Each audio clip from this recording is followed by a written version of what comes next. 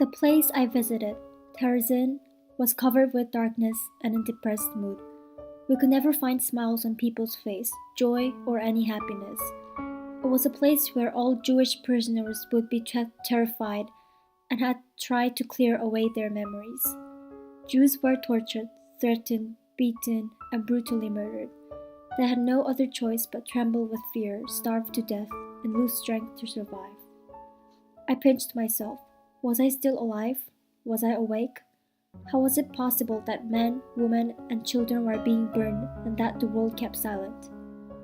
No, all this could not be real, a nightmare perhaps. Despite seeing it with his own eyes, the violence is so extreme that Eliezer has a hard time believing it could be possibly be real.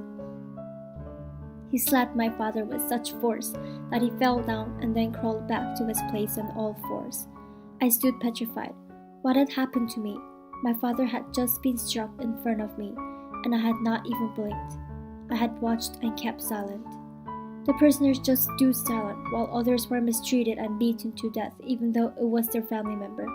This reveals their petrified feelings and the horror they were undergoing in the camp. As I was looking at the cells in Terezin, I couldn't believe my eyes and my ears. There were 60 people forced to be placed into each cells, which were only about 3 square meters.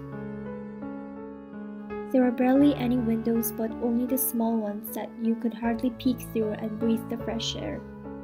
Prisoners inside the cells will never get any food or water, and also they will not be allowed to go to the bathroom, but stand still between the crowdedness. By this, they would fall one by one, and the place they left would be replaced by other. Hundreds of eyes were looking at them, shining with desire, 2 lambs with hundreds of wolves lying in wait for them, 2 lambs without a shepherd, free from the taking. But who would dare? Fear was greater than hunger. Prisoners had enormous feelings of fear that no one would dare try to translate their desire into action. It was a terrible, frightful fear that they had experienced in the camp. Elie Wiesel said, I remember May 1944, I was 15 and a half, and I was thrown into a haunted universe where the story of the human adventure seemed to swing irrevocably between horror and malediction.